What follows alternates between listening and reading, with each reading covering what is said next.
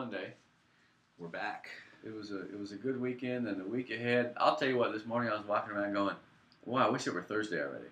Not because I don't like Monday, Tuesday, Wednesday, but Thursday is a football game. Yeah. I'm gonna go to 3 games this week. I'm gonna be tired of laying there like a turtle on Sunday. But the bottom line is, it's getting good. Yeah, it is, and well, there's just get right into it. Sherryland Donna, the biggest game of the year, possibly, and I would say possibly. It was. Yeah. I mean, it was crazy. 10,000 people. We were going nuts, man. Sherryland proved it's the best team in the Valley, and there ain't no question about that. Go ahead. Yeah, and I have been, these teams play no D, they're allowing all these points, but Sherryland can score, and Donna's defense was just kind of outclassed in a way. And at the end, when Sherryland came back, and I kept on telling you on the sidelines, I was like, man, there's no D. This is just all offense. Right. It's like a video game. Yeah, exactly. And then what happens? Pick six. Yeah. You're just like, oh, there's your defense. Yeah, they finally D. Yeah. And then that's what ultimately caused the game. Donna played great for about 3 quarters, 28-28. They were down, and they came back, tied at 28, and then Sherryland, man, they just kept scoring. It really was phenomenal. And they did it in many ways. Don't think they can't run the ball. Yeah. Cesar Valdez, Coach Adame loves him, man, because he don't show up in the box score huge, but he always makes a big run. He always runs hard. And Trace, I mean, look, I'm going to say it. Trace he's the Valley MVP right now unless something happens. I mean, my goodness. I really don't see anybody else. I mean, he just keeps scoring. He's big and he's fast, and you know what the best thing about him? He's smart.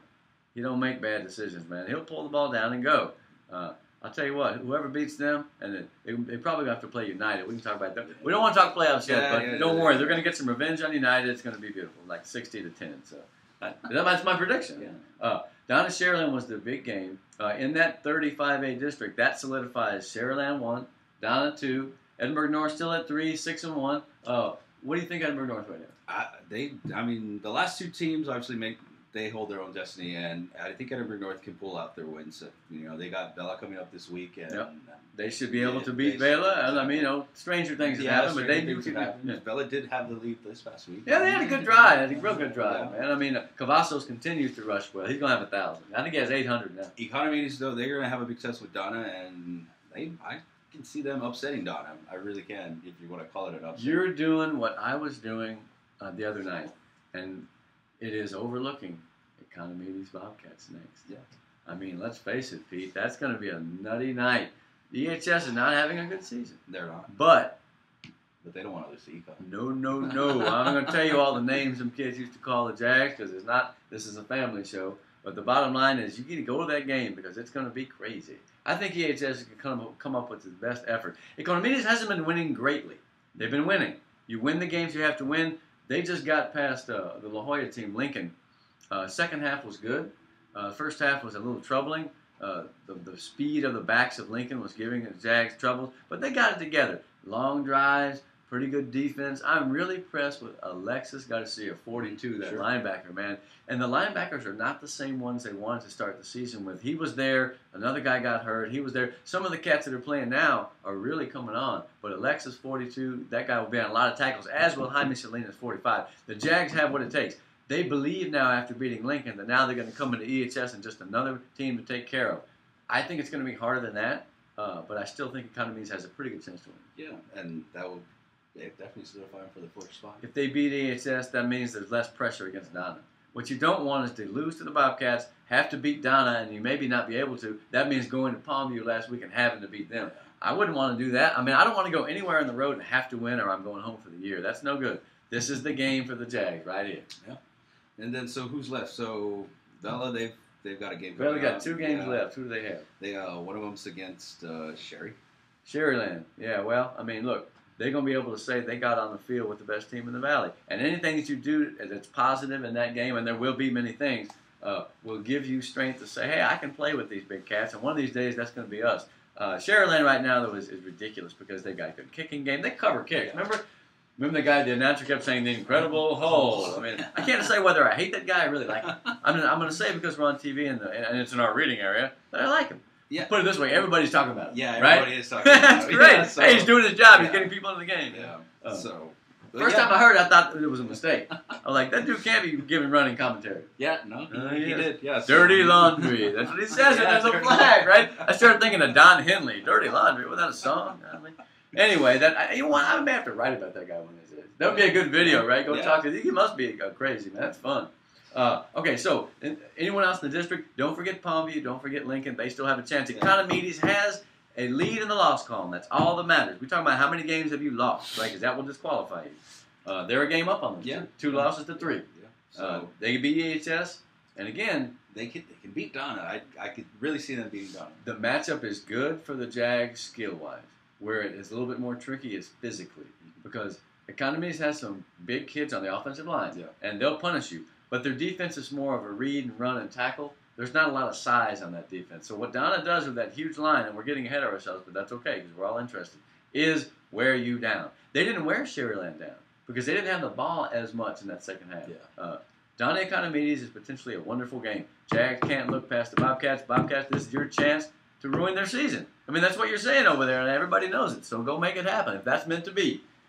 Put it this way, it's going to be great either way. Yes, well, so the Donna, they've got La Jolla at home, which is, I mean... La Jolla has fallen off the wagon a little bit. I thought they were good for a while, but yeah. Winning that game. Donna will. Running all over. Donna will beat La Jolla unmercifully, unfortunately. Yeah. La Jolla has had better days. EHS pounded them, which, by the way, congratulations. They got a good, solid win.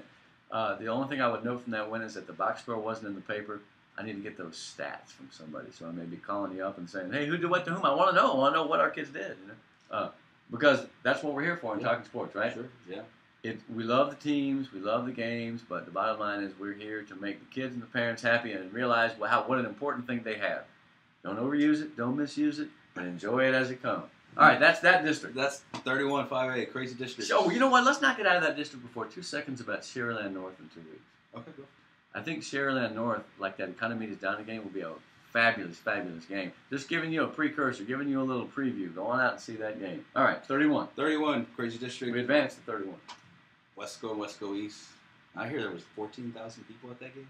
That's a lot of people. That's like one of the biggest crowds in the history of the Valley. I mean, maybe McAllen's had a couple that were bigger when they really filled Memorial Stadium, but wow, how neat. Yeah. I talked to Mike Gonzalez, the writer for the Mid-Valley. He said it was a special night. I felt the same way down in Sherryland. Yeah. It's like the first 2 games this year. But man, they just... East dogged them, man. East dogged Westlaco. They did. They totally did. It was horrible. 83 yards. Allowed them to 83 yards to pull off. Westlaco is such a strange team this year. I can't figure them coaster. out. Yeah, they are a roller coaster. East, on the other hand, is a steamroller. Who is going to beat East? 38 yards of offense. And, you know, a little speed, a little power. Their defense is good, though, man. Anytime you can hold Westlaco to under 100, that's a good defense. Hold anybody to under 100. I know, really. right? I mean, yeah. But yeah, they've got that nice little chip on their shoulder. Yeah, we're from 4A, remember? Remember us? Yeah, we're the little brother. Well, we look like we're in first place with McAllen. But that's right, 35-7. East is in the driver's seat right now. They're gonna lay waste to McAllen if we're not careful, because they got 2 McAllen teams left on the schedule, right? Memorial and Rowe.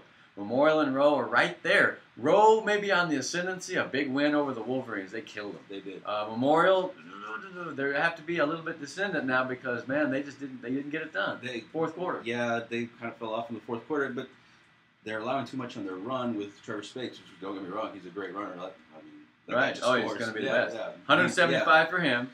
240 for the team. Do the math. That is not enough. They need to air it out. Yeah, they need to air it out. And speaking of air it out, the coaches did what I suppose is always a very difficult thing to do mid-season, and they decided to try another quarterback.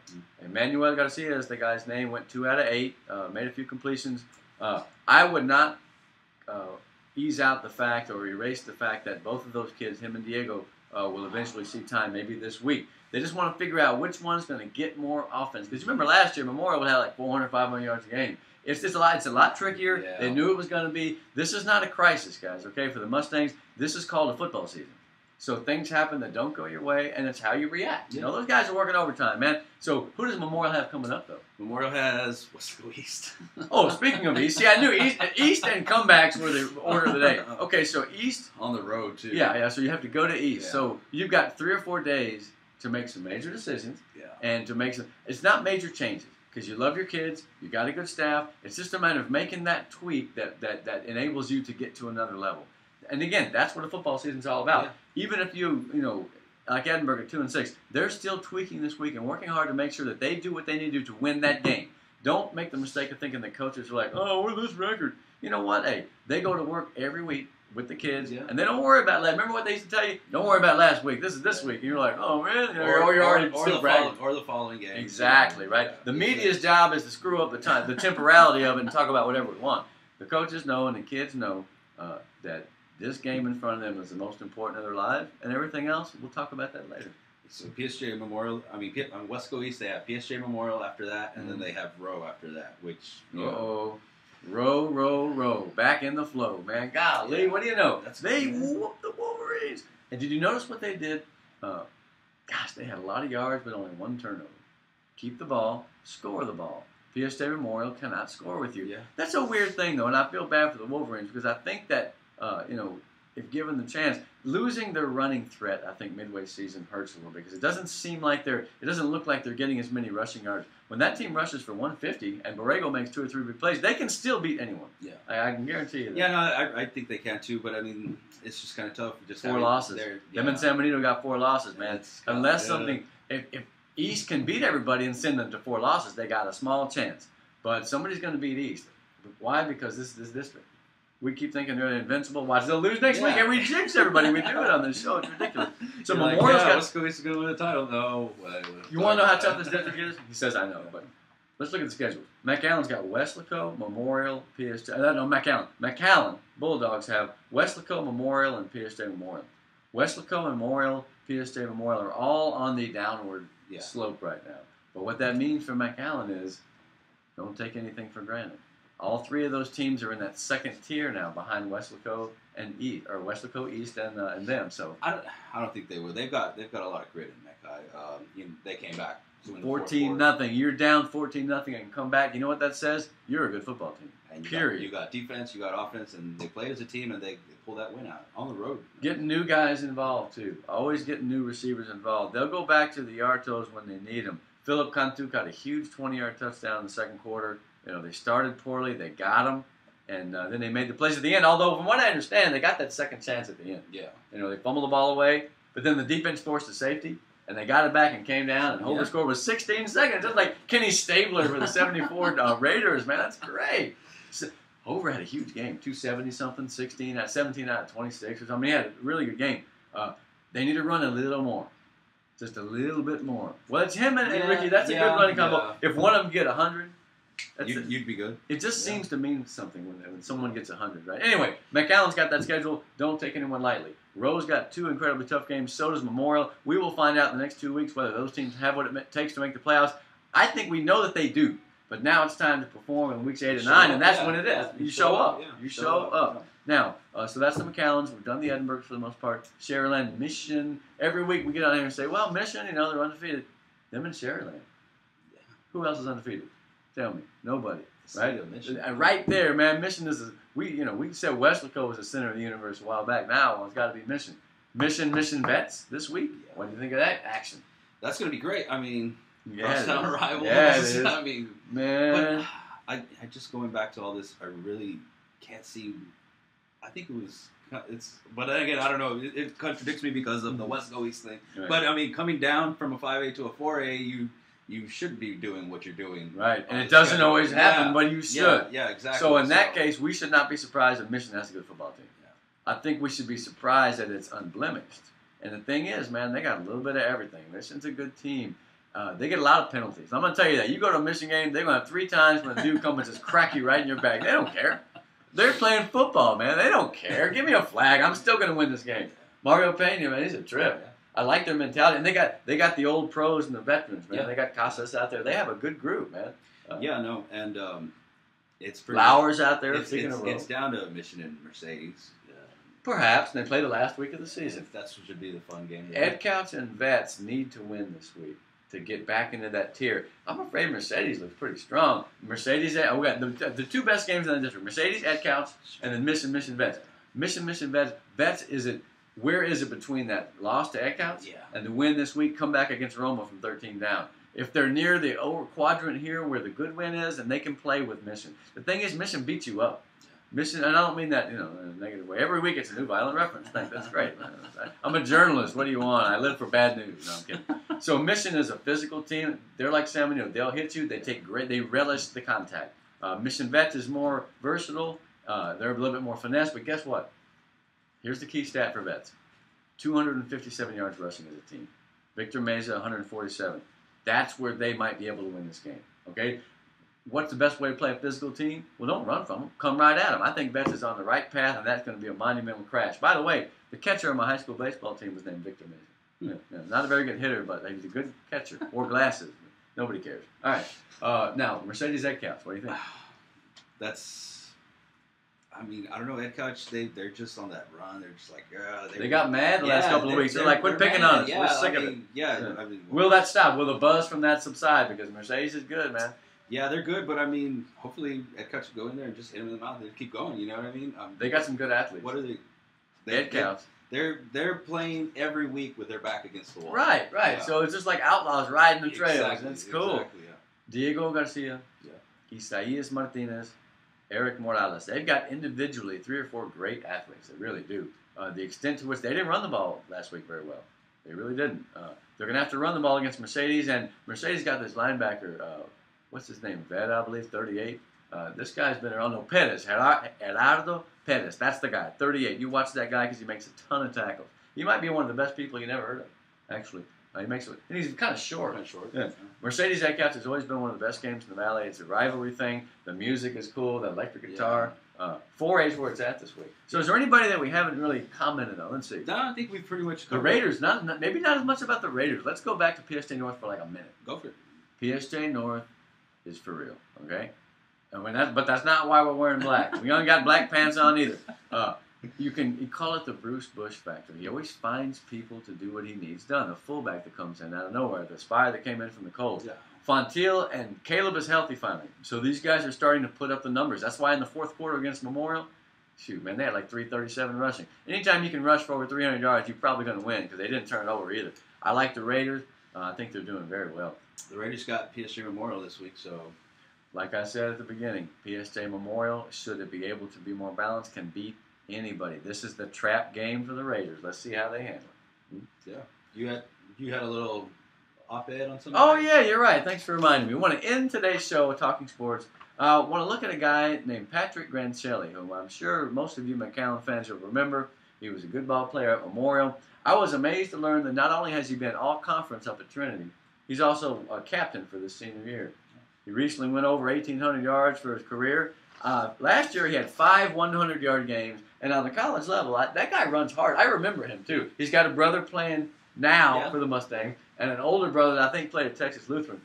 You'll run into families here in McAllen and Edinburgh that play football, generation after generation. Again, making this what we do one of the best things there is because we see the continuity of the family, the culture, etc. Now, as always, Pete, you want to tell them our web address? YourValleyVoice.com. Go visit us. We've got videos up there. We've got photo galleries, and we're just making it happen for your kids. Making it happen, man. So we'll say sayonara in the next 2 weeks. We're going to start looking into playoff pairings and such, and we hope to see you back with us next Monday.